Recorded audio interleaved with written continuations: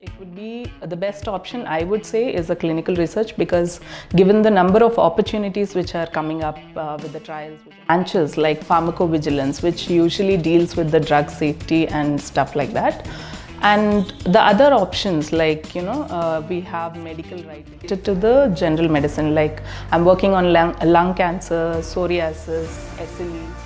They do train you when you are enrolled into a project. Depending on your project, they train you.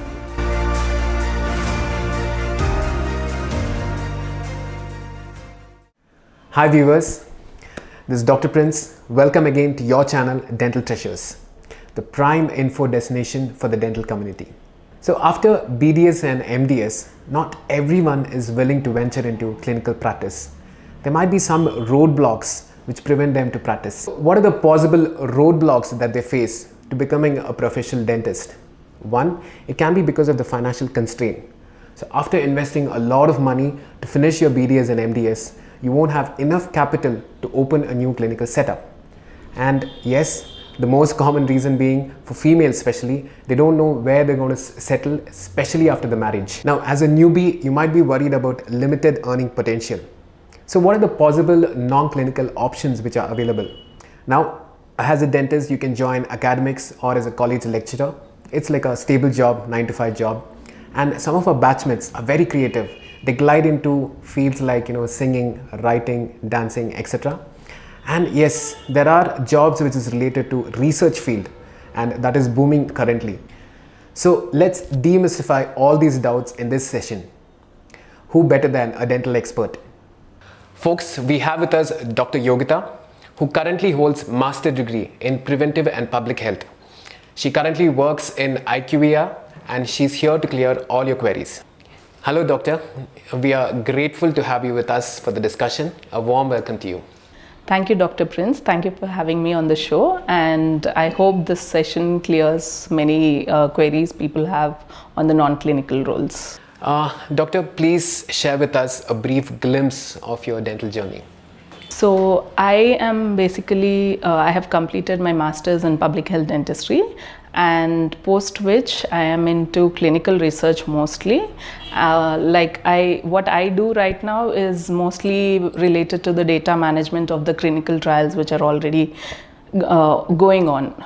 So these trials are conducted by the pharmaceutical companies, and we are a CRO. CRO basically meaning contract research organization, where the data is outsourced from the clinical trials for cleaning and the further analysis. So that's my major area of work right now. So doctor, what advice would you like to give for a freshly passed out BDS or MDS, especially those who are opting for a non-clinical role? Okay, so for a BDS, especially if you ask me, that would be, there are few courses if you would really want to pursue your career in clinical research. There are courses which will train you on that, because as a BDS we are concentrating mostly on the dental subjects. So to get into core clinical research, we have few courses, and also there are other branches like pharmacovigilance, which usually deals with the drug safety and stuff like that. And the other options like we have medical writing. But medical writing, I would say usually the MDS non-clinical branches, for example oral medicine, pathology, or even the public health dentistry, they would be more interested or would be willing to take up, because as a MDS person we already have a experience in writing the theses and the short-term papers and stuff like that. So otherwise, as a BDS, it would be the best option, I would say, is a clinical research, because given the number of opportunities which are coming up with the trials which are going on. And the next one would be the pharmacovigilance. Like I said, it deals with the drug safety and other things related. Also, doctor, you mentioned about the course. So how long is the course and what will be the fee structure for that? Yeah, so these courses are usually short term. It starts anywhere between 3 to 6 months. So some of them also give, some of the organizations, they also give placement assistance in the companies.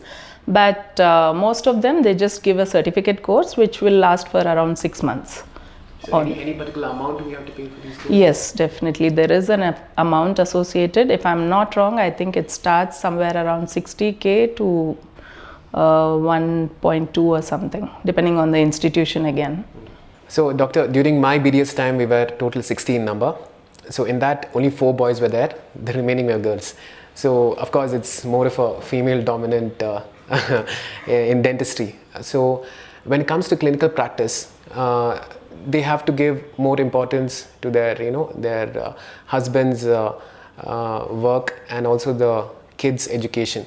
So the priority is almost, it's totally different, and they have to sacrifice their clinical life.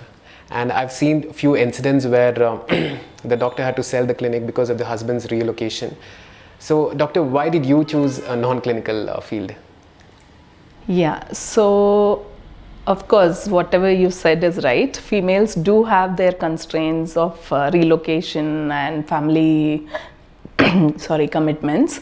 So as far as I am concerned, I chose this field based on my interest because as you already mentioned, I have taken public health dentistry as my MDS specialization. So this was my interest, and I pursued my interest in research, and that is the reason that I've come into this field. Coming to the corporate life, if you would ask me why I chose this, because frankly speaking, research opportunities in India are very few. So corporate is one such area where you can, grow not just in dentistry, but right now what I'm working is not completely related to dentistry. With the background of dentistry, I am able to do this, but mostly the work which I'm doing is related to the general medicine. Like I'm working on lung cancer, psoriasis, SLE. So it gives me a broader range of work area and improves my expertise. So that is the reason I chose this field. Doctor, you mentioned about experience. So what kind of experience will help us land to these kind of jobs? So experience wise, if you say, if you already have clinical experience, clinical trial experience, I mean to say, like how we did during our post-graduation days, we had a hands-on experience on the clinical trials, which was sponsored by the Colgate-Palmolive. So if that kind of hands-on experience is there in data management or conducting a trial and how the protocol would be, drafted, it would be really helpful to come into these roles. If not, it's not a problem. Your clinical experience would be considered based on where you worked previously. Maybe if you're associated with a college or any chain of clinics, that would be considered only for your payroll. But otherwise, for job per se as such, you would require some kind of clinical trial experience, which will be easier for you. It's a better opportunity. Yes. Is a training period associated with this? And if so, for how long the training period is? Okay, so the training period would depend on which company it is. As far as my company is concerned, I was trained for 2 months completely. So the training majorly which will concentrate on the process, because as dentists, we are experienced in the clinical setup. We do not completely know how things work on an email, or we are not completely used to it. So process wise, they do train you, and also the the subject per se, they do train you when you are enrolled into a project. Depending on your project, they train you. So I would say, depending on various companies, it might vary anywhere between 2 weeks to 2 months, the training period. So doctor, during this training period, will they pay any salary, or how is it? Yes, they do pay salary. The full salary. So once you are into the job, the training is included into the job. So you'll be paid during the training period. So is this job directly related to dentistry? It's not directly related to dentistry, but definitely dental background. More than dental background, I would say you as a medico, you have medical knowledge. So that medical knowledge is being used. So to interpret any data which is coming from the trial.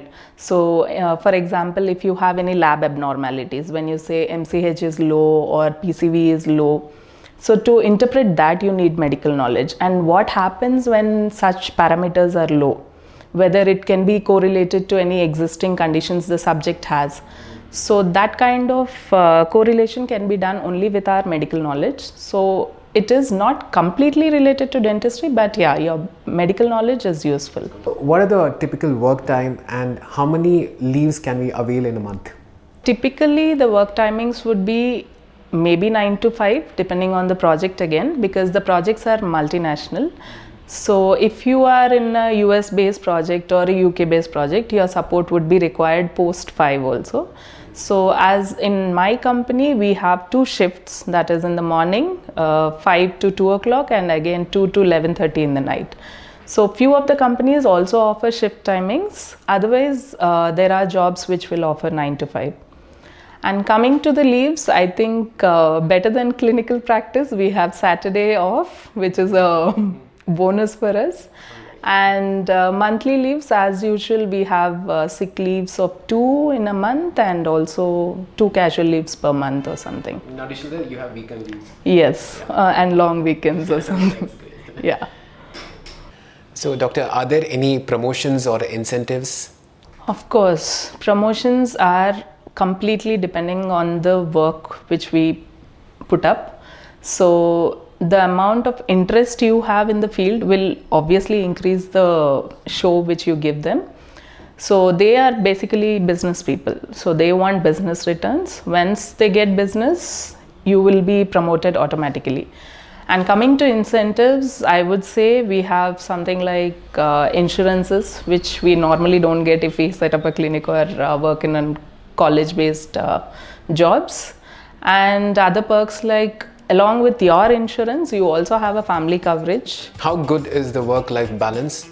And is there any supervisors who's micromanaging your activities? Mental pressure, I would definitely say it will be there. I think it will be there in any job, even in your lecturership or a clinic, how it runs or anything. Having access to much of the sensitive information which the pharmaceutical company. How well do you enjoy this work? You can be frank with us. We can start somewhere around 30K per month, along with other incentives, which depend. Once you come into a system, you would definitely feel that pressure kind of thing because you need to answer somebody. But after the training period, I think it's quite good. You don't have anybody who is literally